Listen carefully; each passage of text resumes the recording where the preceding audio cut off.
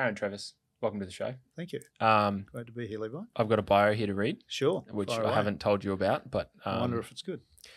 we'll see. You can tell me who wrote it after. Okay. So Aaron Trevis is a mining engineering graduate of the Australian Institute of Company Directors. As the founder, as the founder of Surflakes, this is sort of written from a more Surflakes. As the founder of Surflakes, he's the driver behind the Surflakes project, taking the technology concept from idea to startup and onto the global entity that it is evolving into today. Aaron has a diverse leadership and management background, covering underground coal mining, executive search, and national leadership of a large non-for-profit organization. As a keen surfer, he rips. I added that in. As a keen surfer, he has a well-stated mission to take waves to the masses so that the thrill of surfing can be shared and enjoyed by anyone, regardless of ability or location. Good deal. Is that all true? Yeah. Oh, wow. That's Yeah. impressive. Well, Thank you. that opens up a whole range of different discussions for us today, Aaron, but it's great to have you here. Thanks, buddy. It's great to be here, Levi. I think we've known each other for a while, a couple of years now. A few years. And it's been, we've had, I guess, lots of good conversations. So I thought, why not, let the public know Sure. in on some of the interesting things that I guess I've learned about you over the years, and hear a bit more of your story. In terms of, this is pretty localized to Central Queensland at this point of view. So sure. you went to school here. I did, yeah. Yeppoon High. I went to Yeppoon Primary, and then Farnborough Primary, and then Yeppoon High right through. Did the whole lot there. Well, we won't hold that against you, but that's okay.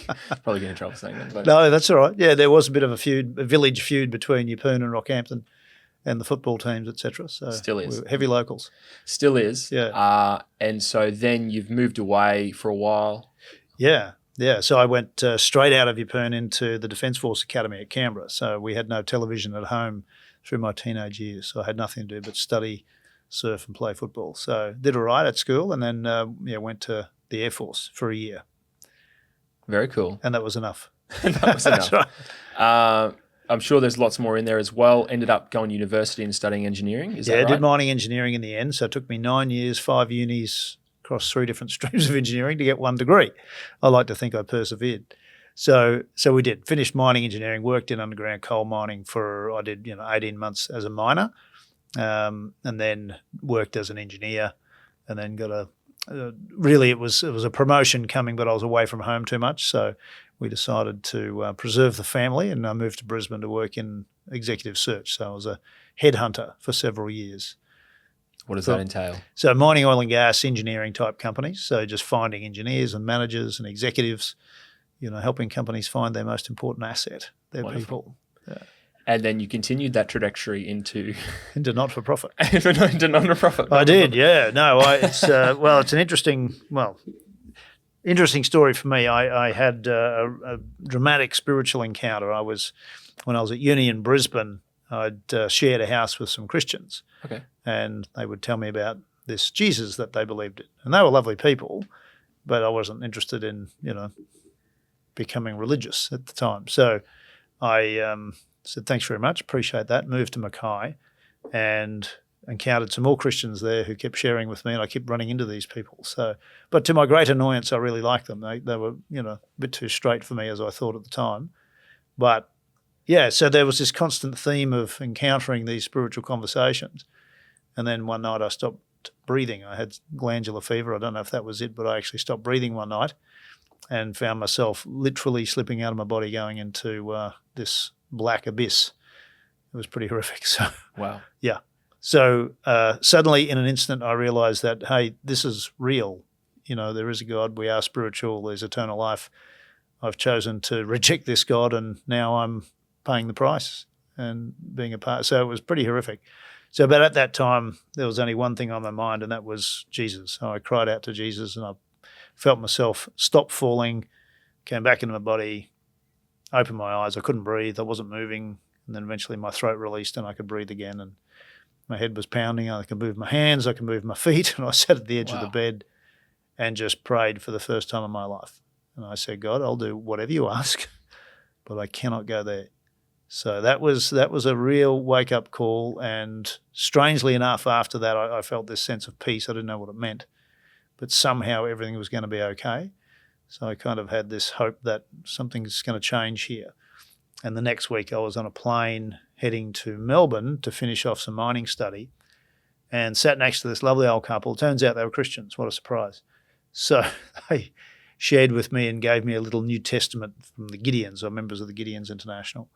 And so they showed me this little Bible with, summary in the front and in the back.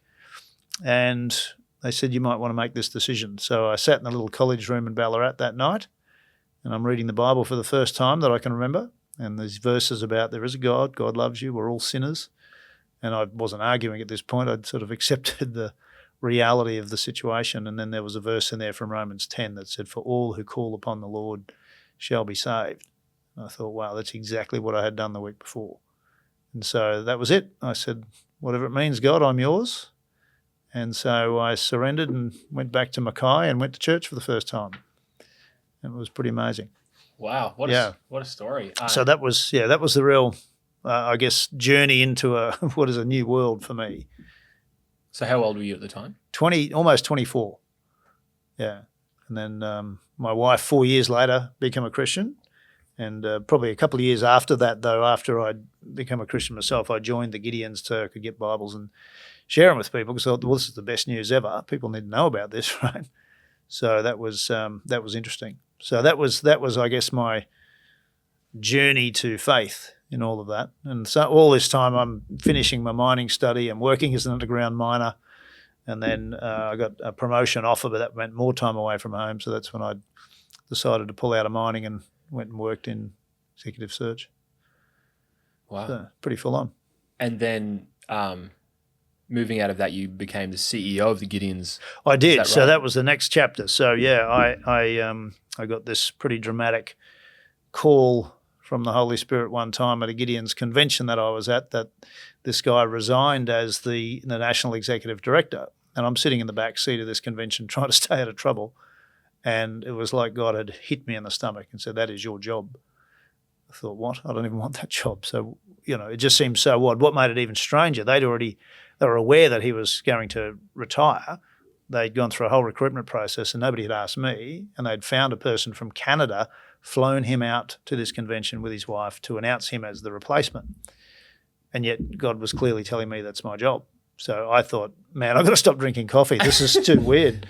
And so, but the next February, so that was October 2007, in February 2008, I got a call from the national president to say, hey, that whole deal's fallen away. We've been praying about it. We really think you need to be the NED. I thought, oh, this is getting serious, Wow. So anyway, so October 2008, we went through a whole process, and then, I was announced to the next national convention as the national executive director. So, how do you go to an organisation and tell them, I'm supposed to be your next CEO? Well, man, I didn't tell anything. I just exactly, thing. Yeah. No, it's well, interesting. The Gideons are a very humble sort of crew. It's an odd organisation in many ways, but a wonderful ministry. There's no opportunity to promote yourself in any of those. It's frowned upon in a big way. So you don't even nominate yourself for any role. So it's truly a calling that, if God's got a plan for you there, that he'll let you know. And that's what happened. So we moved to Canberra, and prior to that I'd had this idea and this inspiration for a wave pool and another idea for coal pumping. So I've always had these ideas flowing around. But I figured, forget the wave pool space, this is where I'm going. And I'd had this idea for this circular wave pool thing, skimming rocks with my kids, and I'd seen how these waves ripple out, and I thought it'd be really cool.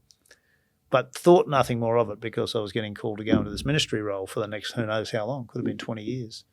So, but I got to Canberra, we sold everything, packed up our life, moved down there to start this whole new chapter.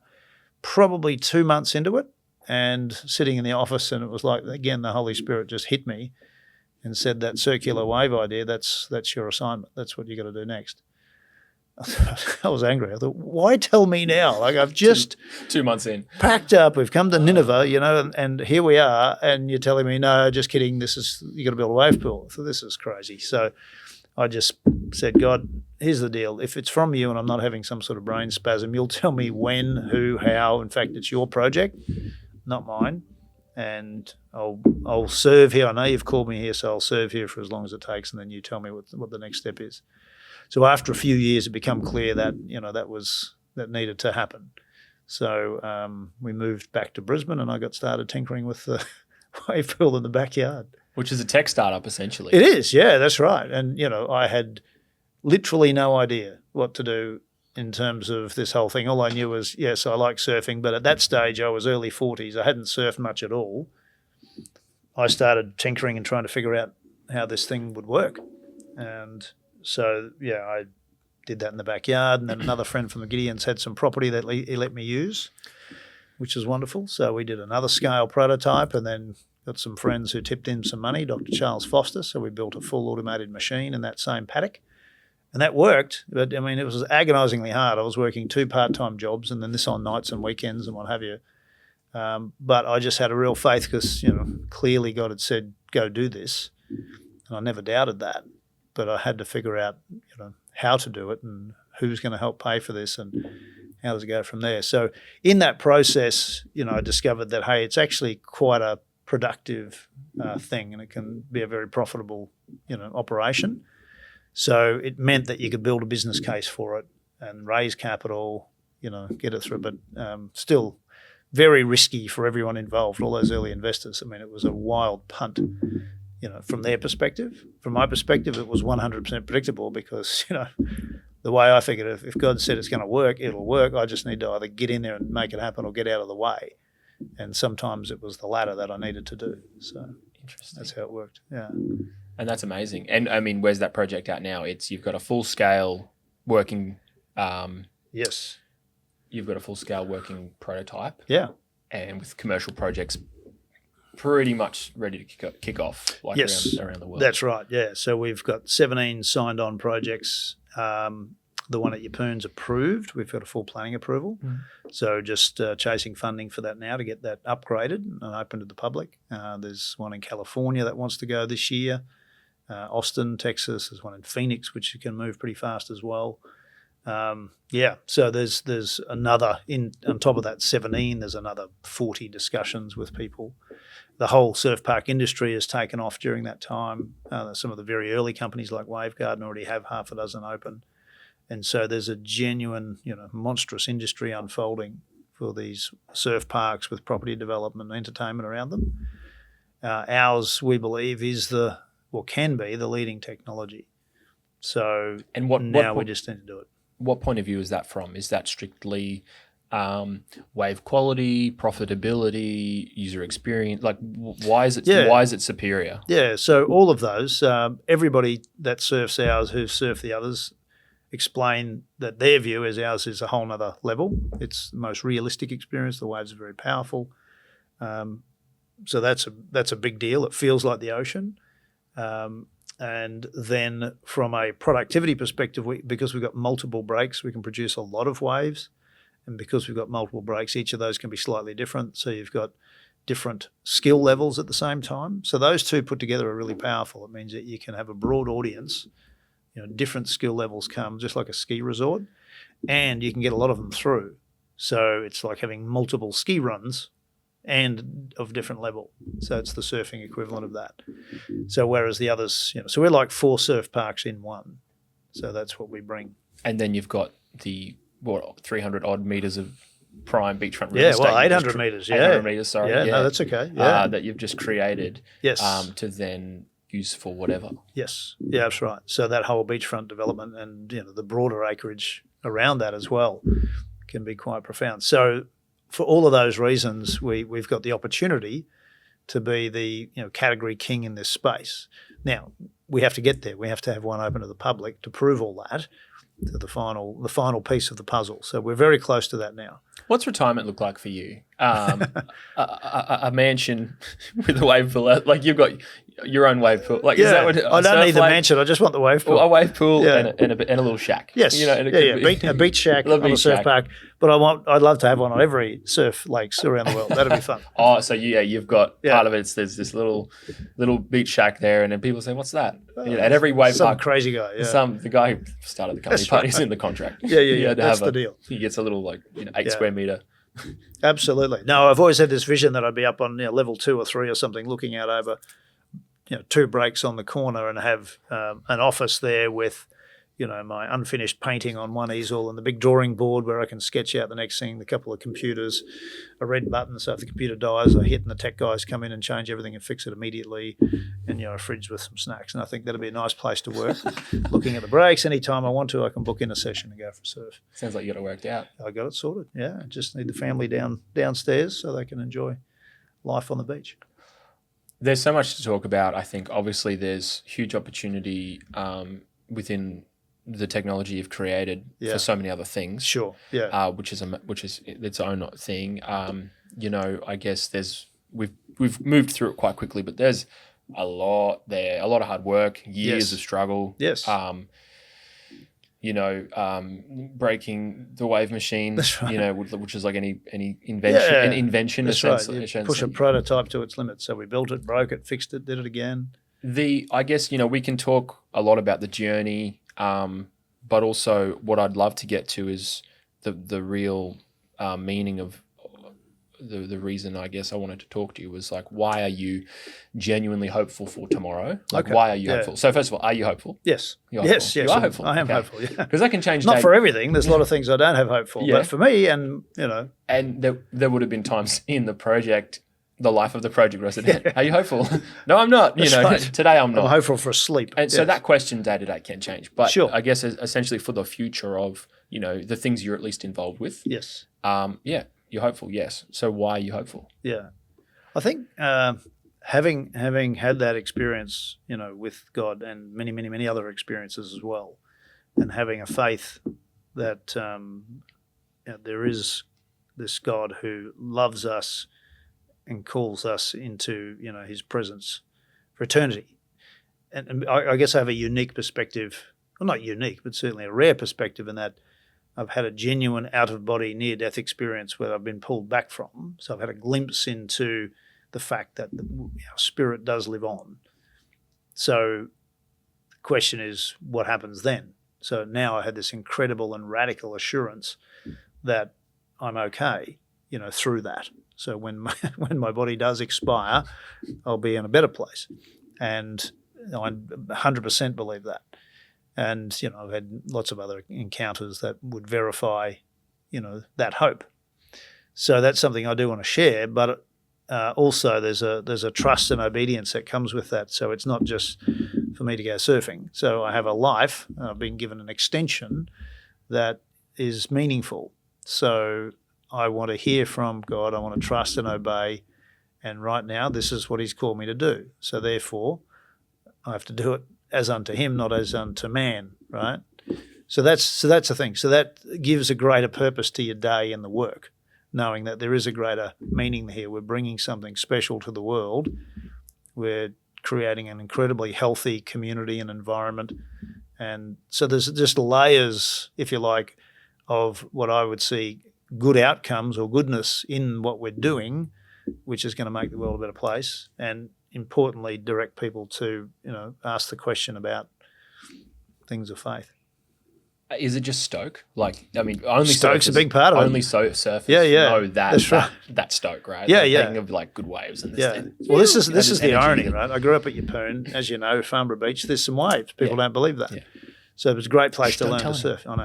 Sorry, they're terrible waves. You don't want to know. So growing up completely fired up about surfing, it was my go-to, right? We'd literally walk from home at Farnborough, and if I couldn't get a ride, I'd walk to the beach, walk up the beach, spend the day surfing, drag myself home, hitch a ride, whatever I could do, and then, ride a bike halfway, whatever. So whatever I could do to get up there and go surfing on the weekends, I would.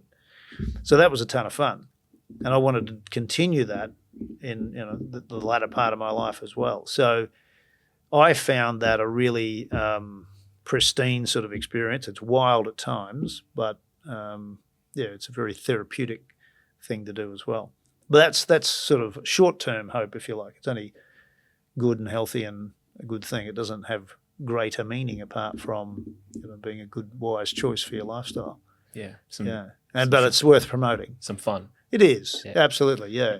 So that's kind of the reward for me in this, and that, I think God knew that this was a desire of my heart that's never going to go away, so might as well let me play there, right?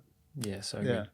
I think the innovation that we see in the world, with corporations and even technology, like, the phone in your pocket and things, I feel like there's often a positive and a negative. Yes. Like it could be a net positive. That's right. In the right circumstances. But what do you see with the things you're contributing to the world? How do you see this technology changing communities and then ideally being a net positive rather than, I can't see too many negatives. No, that's right. Which is pretty amazing. Yeah. Yeah, you got to watch the trade-offs. I think the fact that we're creating a big construction scares people because it's a lot of concrete and steel and therefore the environmental impact of that. So we've been very deliberate in partnering with Stoke Certified. So there's actually an accountability process for the design, construction, operation. So we can actually measure that impact as well, right? So we don't want to be greenwashing what we're doing. It'd be nice to actually have an overall net positive out of it. Part of that can come with the people who attend and help fund, tree planting projects and other, rehabilitation projects as a result of the influence of where we're at. And that to me is a big deal because you can really encourage that. So for us, it's about healthy people as well as healthy environment. I'm a bit of a rebel in many ways, but I see this upside rebellion as being a useful thing, right? How do we rebel on the upside? It's okay to do good. It's okay to actually be a blessing. It's okay to pay it forward. It's okay to innovate. It's okay to, take positive steps and be really healthy. You don't have to get old and be a slob. So, it's easy for me to do that because I like my food, but I'd rather become a better surfer. So just the goal for me of surfing, the actual progression, being around other people who do that and are pursuing healthy lifestyle is really positive. So that association can multiply and multiply and multiply. I just see that as being in itself a really good thing. So that's good. So as long as we can manage the physical impact of the sites and turn that into adding biodiversity and adding benefit and blessing locally as well as globally, then the community that comes around, I think, still needs to be deliberate. But if we continue to foster the culture that we're doing and the people that are involved in surfing and in this industry, I think it'll be a really net positive for people. Does that make sense? Yeah, for sure. Yeah. And I think, you're replicating or creating this stoke is what I said, and that's a surface level short-term thing. Yes. But when you actually look at what is it that you see in communities of surfing, take the Gold Coast or, certain places, certain islands or places like Hawaii. And I feel like there's more than just a short-term self-gratification that comes from some of these things. There's actually entrenched in those communities something deeper, whether it's from a health perspective. Yes. Or like, what do you see? Is that what you're able to actually create? Is like you're actually creating communities of stoke, but communities that are centered around some of these great values. Correct. Yeah. And things with the technology, with the waste. Absolutely. Yeah. I mean, at its very base level, it could be just a feral party house. You could have people that just want to surf and drink and do that. And yes, that would be stoke and fun.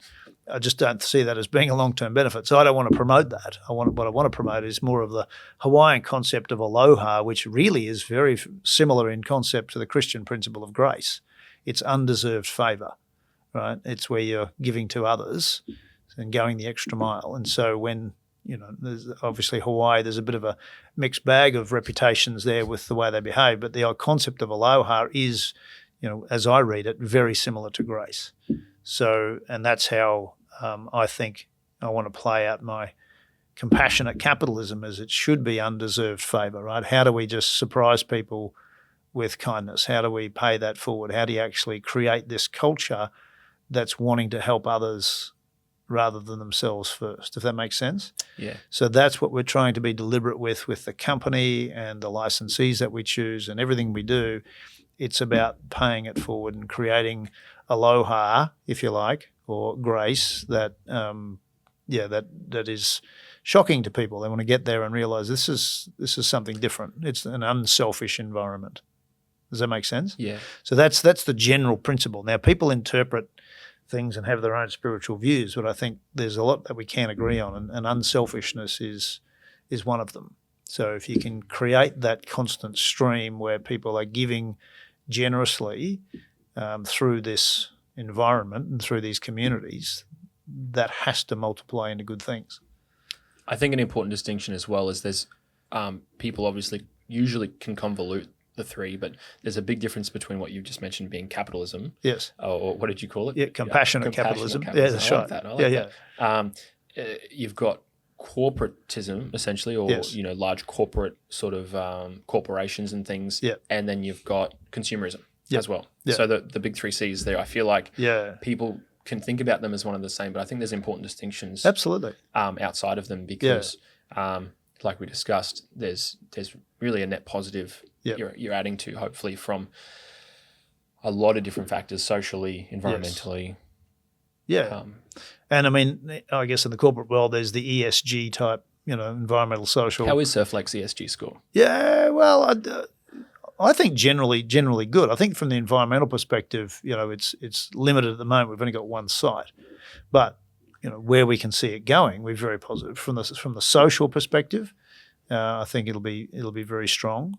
From a financial performance, absolutely, and a governance perspective, I think we're pretty strong there. So it's just at the moment we're still early stage, if you like, but we'll have a chance to demonstrate that. But my point is this: for us, we want to live it out, not just pretend. We actually and we want to embed that through the team. And I've heard it before in customer service training where people say things like, you want to let the customer believe that you care. It's like, that's rubbish. It's absolute nonsense. People smell that a mile away. So if you don't actually care, I don't want you on the team. So we actually only want people who actually care for the client, who actually care for what we're creating, and that will create a, pardon the pun, but a groundswell of support in the team and the customers and what have you when they realise, wow, these guys aren't faking. They actually mean it. So it has to be authentic, if that makes sense. It's got to be real. Otherwise, I don't want to play. I'll go do something else. So that's what we're endeavouring to do is just to make it real with our team. And then as we develop the parks publicly, we want to embed that in the DNA of everything we do so that it's, I would not like a legacy of fake to me. And ironically, we're making artificial waves, right? But in terms of what we're doing there is you want a real impact with real people who really do care, and you're building a genuine culture of positive net impact. It sounds like you take a lot of pride in what you do, and that you've got obviously a lot of meaning behind the work. Yeah. Well, I've had situations. I mean, the underground coal was a solid career, but just didn't really inspire for the long term, right? And same with the headhunting. It was, sure, it was good. You're helping out, but it just didn't really tick my boxes as where I want to go. So building a company and shaping that is in itself an art form.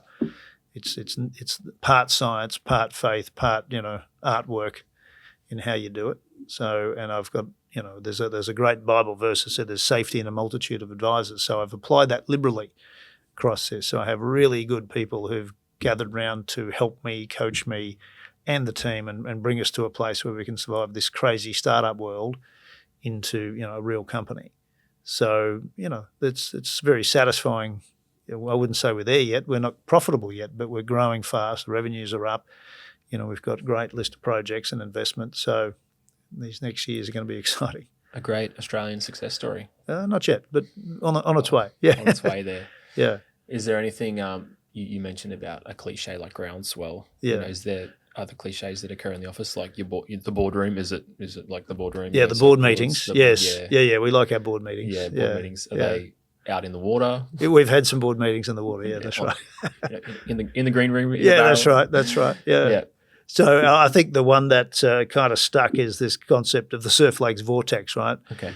It's we have such a reaction from people when they come and experience the waves at Yappoon, and the whole vibe and culture we've created there, and people like Jackie Patterson who sort of carry the heartbeat of the company. So it's quite phenomenal to see the reaction. And you've seen it a number of times being out there. People from all parts of the world turn up to this beautiful natural destination and see this crazy machine, these perfect waves, and they surf for them, and they're just mind blown. I've had grown men hug me with tears in their eyes, countless times. Go, what have you done? This is nuts. They just love it so much. And so we kind of joke with them and say, well, welcome to the vortex. You're probably never getting out. This is it. We've ruined you for life. So, and that's a really good thing. Yeah. Yeah. And we ruined them in a good way, right? So they're caught up in the passion of this. So that's really fun. It's really fun to see that type of reaction. What are some of the negative effects of surf culture that you've actually been able to potentially correct, or not correct, but improve on? It's a fair question, because there's, in an artificial sense, in the past people have been, I would say, skeptical of, call me when it's this big, or let me know once, they kind of once the waves are good enough, the artificial. What about that? I've got a few thoughts, I guess, around how that is able to combat some of the traditional negative points of traditional surf culture. Have you got any thoughts about that? Oh, absolutely. Yeah, we've talked about it a bit because, if you look at surfing in its raw form in the ocean, it's become highly competitive. What used to be this, wonderful Zen type, relaxing, back to nature experience, which is all cool, and there's a handful of mates together on a wave that have to yourself. Almost impossible to find that now. Where do you live again? So I live at the Gold Coast. Okay, that's right. Yes, that's right. Sorry, yes. I know at Yeppoon you can have nice peaks to yourself. Because we don't want to tell anyone about those waves. The search still exists. That's right. Yeah, it does. What's funny? I left Yeppoon when I was 17, so 30-something years ago, and I've been telling people for 37. There's good waves up there. Still, they don't believe me. It's my goodness. So yes, so I know you have a lot of those experiences where you do get waves to yourself, but most people on the planet who surf experience this, competitive thing because it's limited in its resource. Some days are terrible, some days are great. So it becomes a bit of a daunting experience, particularly for new entrants. And I've had this conversation with many. It's like, I tried to go surfing. I went in there. I got abused by someone. I nearly run over by 10 people. It was scary, frightening. Wow, it was hard work. Why would I do that? The magic of being on a wave is really something else, though. When people get that glide, when they get that stoke, they're kind of hooked. They love it.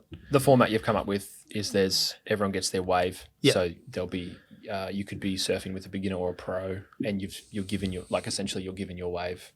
You don't have to fight for it. You're essentially buying a package of waves. And then this year, Tourism Australia has coined it's the year of accessibility in terms of from their tourism campaign point of view and things like that. So that's something that businesses are thinking about and addressing. Yes, which is something you've really harnessed in the pool with surfers of different abilities, with just different physical limitations and things. The adaptive surfing space. Huge. What does that mean to you in being able to offer that to people who, whether it's from a fear perspective or a physical limitation perspective, actually get to learn to surf? Yeah, it's a beautiful thing. I mean, it wasn't the leading factor in what we're doing, but accessibility was an obvious benefit of what we're doing. But to see guys like Mark Mono-Stewart and Sam Bloom, both whom are champions in that space, and not just them, but others who've come along as well, to appreciate the waves and just the freedom that they experience is quite profound. I'm trying to remember the guy's name. We had a young fellow there who had a particular condition and found it really hard to surf in the natural environment because you've got to paddle out, you've got to have people caring for you, and it's hard work for him to experience waves. Whereas he got 4 hours of waves. He didn't need as much care and support. He could do it himself there because it's so predictable.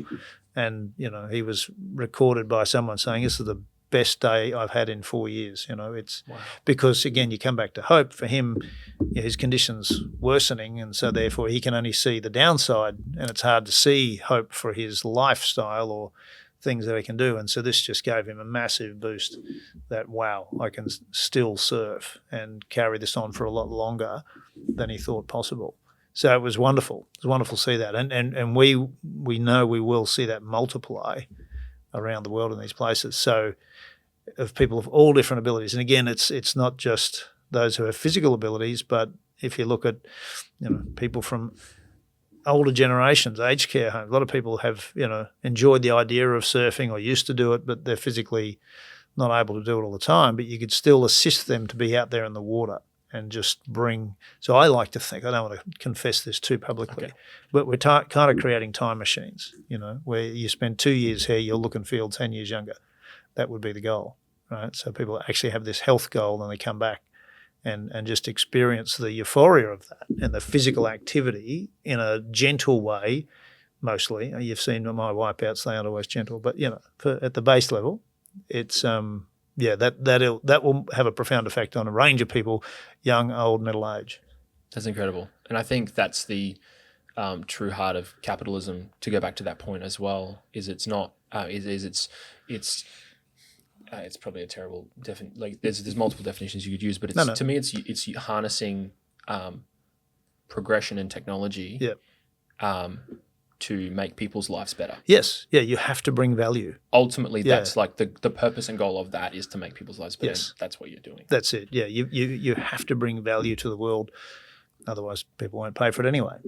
And so that's it. It just this was such a blessing for me, because what I'm seeing now unfold in these projects is beyond what I ever would have conceived, and we're just getting started. Like, we've now got a top 100 list, which seems to be, even that's added to every day. And if you compare it to ski resorts, there's 6,000 ski resorts around the world, and they're on mountains in winter. And we consider ourselves the surfing equivalent of that, so there should be at least 1,000 surf parks in the world in the next 20 years. If we have 100 of those as Surflakes, that's a pretty amazing journey. Though there's more upside in terms of you've got a smaller footprint potentially. You've got then ski resorts, yeah. Then ski resorts, absolutely. They're not seasonal dependent, so you can heat the water, and you could be in a very cold, icy climate, and even have a dome covered one. You could have a dome covered one. Yeah. You can have a surf park, say a wave pool in the desert. Yes. In a place where typically there is no waves, a landlocked nation. That's right. So there's no reason that you couldn't have tens of thousands of, in terms of. Yeah, no, we don't know where the upper limit is. Yeah. So we're building the company and the team and the systems in the preparation that this will be rapid growth. Surfing's in the Olympics. So next year it's at Tahiti. We've had Surfing Australia come. They wanted to use our facility as their home-based training option for Tahiti, because it's hard for that Chopu break. It's hard to train for that. Now, we won't be ready. We'll hopefully be under construction, so we couldn't promise that. But then you've got 28 in LA, you've got 32 in Brisbane. So just on the Olympics alone, you can see every country in the world having at least 1 to 10 of these, because most people don't have waves and they don't have the accessibility. So not only are we growing surf parks, but we'll need surf coaches. There's a whole infrastructure, the whole world. So I liken it, because my son plays soccer, European football. It's the big game for the world. If you think of stadium tickets and takings and merchandise and all of that, it's the mega game. Surfing is at the complete opposite end of that, where it's minuscule to non-existent in terms of that, because it's done in remote places. It's hard to be there. So we're actually creating, in one sense, the stadium environment for surfing, and all that can come with that. Now, many people don't like that from a purist perspective, because surfing's in the ocean, but it's like, this is a different game in a sense. The waves feel like the ocean. They actually perform, and you can improve your surfing. But that creates jobs and opportunity and a whole pathway for surfers, because most professional surfers up until recently didn't have any college degree, uni degree, because they drop out of school to go surfing to get on the circuit. So they pop out the other end with limited options. So this can create a very much a whole career pathway in the surf industry, and the whole industry will be 10x growth from this. Now, that creates a responsibility that should be done well. You don't want toxic products out there. You don't want to create the wrong culture out there. So we're hoping to seed the right things through this growth, so it shifts it to the positive, because a lot of surfing's background, surf, drugs, sex, violence, it was a pretty aggressive, male-dominated, macho culture in its early days. And so now it's far more family-focused, mainstream, if you like. So we want to make sure that it's a great blessing, and if you like, that aloha sense, that grace, and that community that's built around it is really positive. Does that make sense? It's amazing. Yeah, so that's we're playing our part. There's a lot of other people doing it. We're not the only surf park out there, but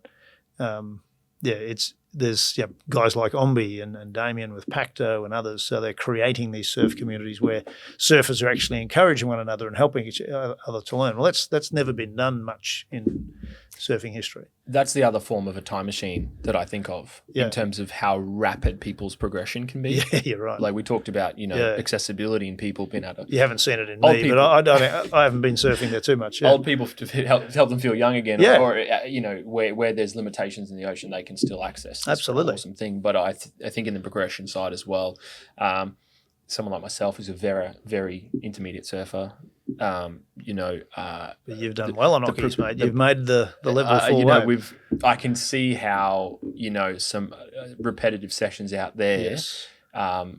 I can't remember the quote, but a surf coach, Andy King, probably. Andy King, surf coach of world title winners and things. Yeah. He kind of correlated it to, I think it was maybe an hour in the pool was the same as a day in the ocean. Yeah, it was something like that. Yeah. I think it was like he said one day you can get done more than what you can do 3 months in the ocean. Yeah, because of that. Yeah, the repetition, predictability. Yes. So it's amazing to think of not only in all the things we've just discussed, in community, in the sport, in the, whatever, but from purely even within surfing, we're starting to see progression. Correct. In the way that people can learn to do things in a pool environment and then translate them to the ocean. Yeah. So for the, to the championship tour, the things like, it'll be interesting to see, what happens there. Someone made the comment how you could have a world champion surfer who's never been in the ocean. Yeah, it'll be interesting. And again, that's controversial, for purists out there. But it's just an amazing thought to you've got these different avenues and things that are all sort of being created. Absolutely. I think what we like about our format is it's not just for shortboard surfing as well. So bodyboard surfing, love it. We've got extreme waves out there for bodyboarders.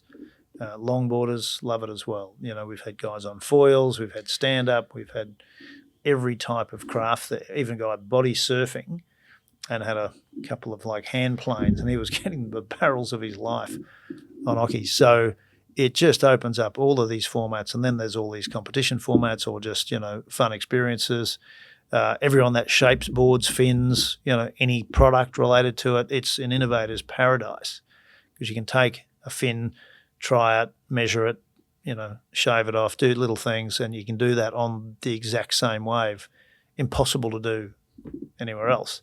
So that innovation and what that will do then to feed into the performance. So Clayton from Ombi talks about, it's Ombi is ocean, mind, body, and equipment. So it's this, interaction between those four which makes for the total experience. The equipment side of it alone will be profound. What they can do by improving, and fine-tuning equipment is going to be a ton of fun. So I look forward to that. And then you got surf photographers and videographers like yourself who, get overwhelmed because there's so many things happening at once and you got to figure it out, right?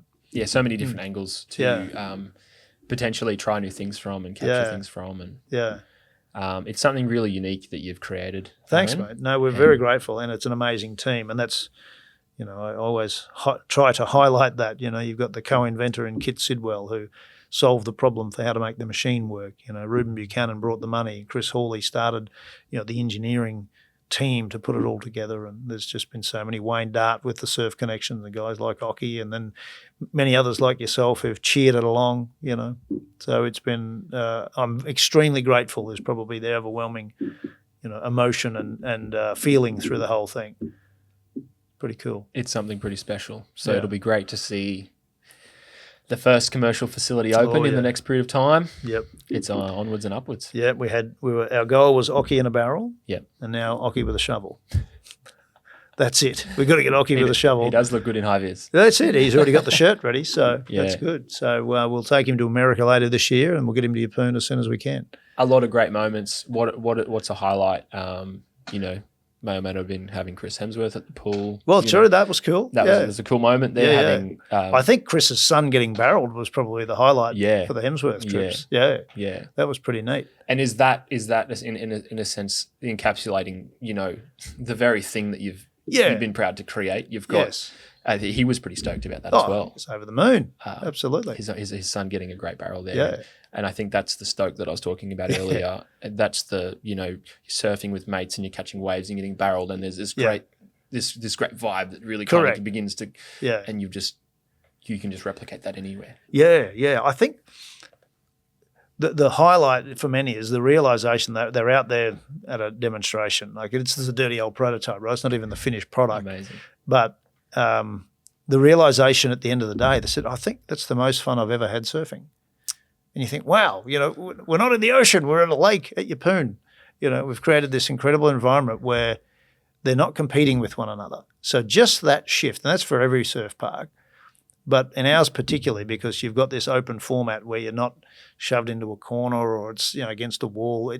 You sort of got a bit more open space. You're splitting a peak with a new friend or an old friend, and you're surfing to the beach like in the ocean. And so there's so much that feels just like the ocean. The waves perform just like the ocean, but you're not having to fight for it. And so just to rotate back around and tell the stories and have a laugh. So that whole environment where you watch people come in, a little stiff, a little too grown up, and they leave as screaming kids again, and that is cool.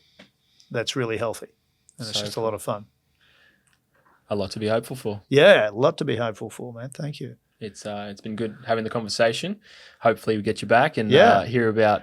Well, we'll get one open and we'll get one open and tell you the stories. We'll have to come try it out. That's it. Yes. hear some more of the story. You got to be there to continue the story. Hopefully, mate, we'll document the process. Yeah, we'll watch you and I get barreled. Hey, big time. Yeah, again. Yeah, But no, bless you. Thanks for the chat and the insight. I think there's some stuff that I hadn't heard before, so I appreciate the vulnerability and the thoughts. And it's you're quite a remarkable man and have accomplished some really. I've got a very patient wife.